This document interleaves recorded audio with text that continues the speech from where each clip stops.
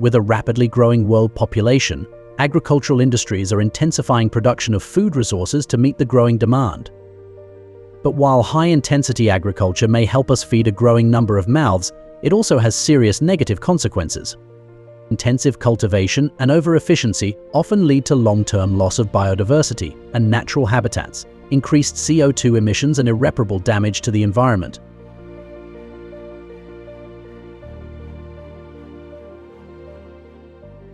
In Veneto, in the northeastern corner of Italy, a group of farmers are working together with NGOs, scientists and food brands to introduce regenerative agriculture and a more sustainable form of farming.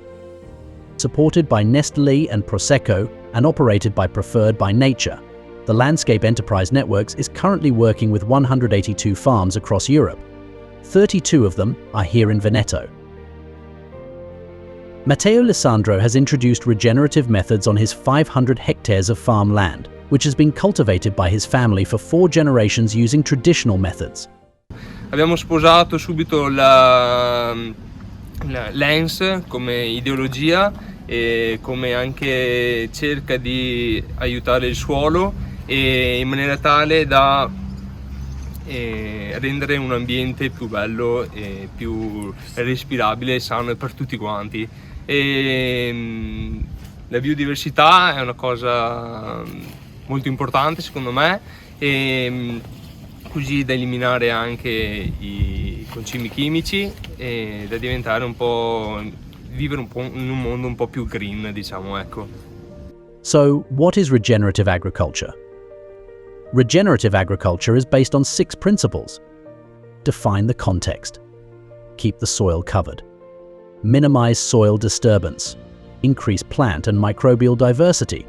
Incorporate living roots into the farming system all year round. Integrate and manage livestock. Plowing the topsoil to create favorable conditions for seeds is nearly as ancient as man. However, plowing also destroys the structure of the soil, and when scaled up with modern technology, the result can be disastrous. A hard, dense surface remains, preventing water from penetrating the top layer. After a heavy rainfall in Veneto the night before, the damaged topsoil is clearly visible in the fields surrounding the Vallovecchia pilot farm, where Lenz is working with Matteo and other local farmers. E comunque il cambiamento climatico in questi giorni li vediamo, stanotte c'è stata una bomba d'acqua di 100 mm da noi, quindi una cosa indescrivibile. I terreni fanno fatica a drenare e il cambiamento si vede, siamo in atto comunque, il cambiamento è adesso. Antonio Compagnoni is an expert in regenerative agriculture and the lead coordinator for the Lens project in Italy. I think Lens, I would describe it as a powerful tool. It's a tool that can make us face the biggest, really big challenges we have now in the environment, especially in agriculture. We are undergoing climate change, we have to adapt to a situation that is not at all easy to face. And Lens is kind of a multiplier of energy. It's building networks with farmers, creating networks with public and private organizations, creating energy to the change that is needed. According to Marta Schiraldi, head of sustainability at Nestlé Group in Italy, regenerative agriculture is an important pillar in Nestlé's global strategy for change. The goal is really to build up an ecosystem involving other founders but also other key stakeholders.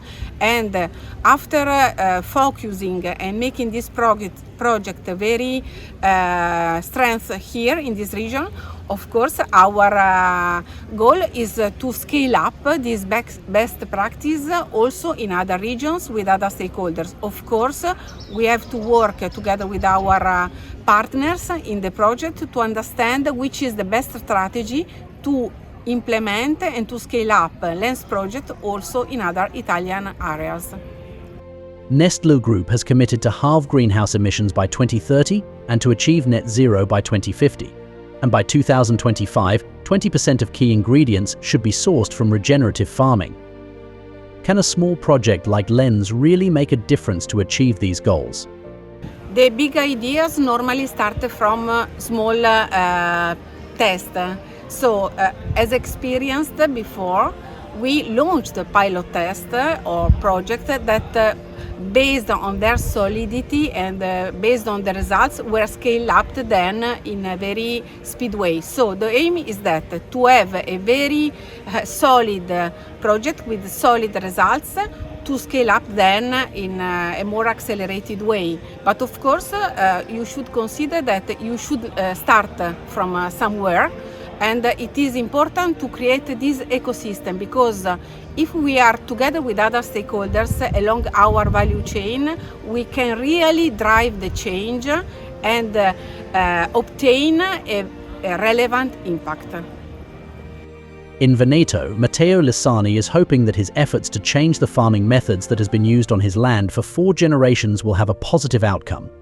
Poi speriamo che l'ENS continui con il suo progetto nel portare avanti questa missione, nell'eliminare la CO2 dall'atmosfera e rendere tutto il mondo un po' più green.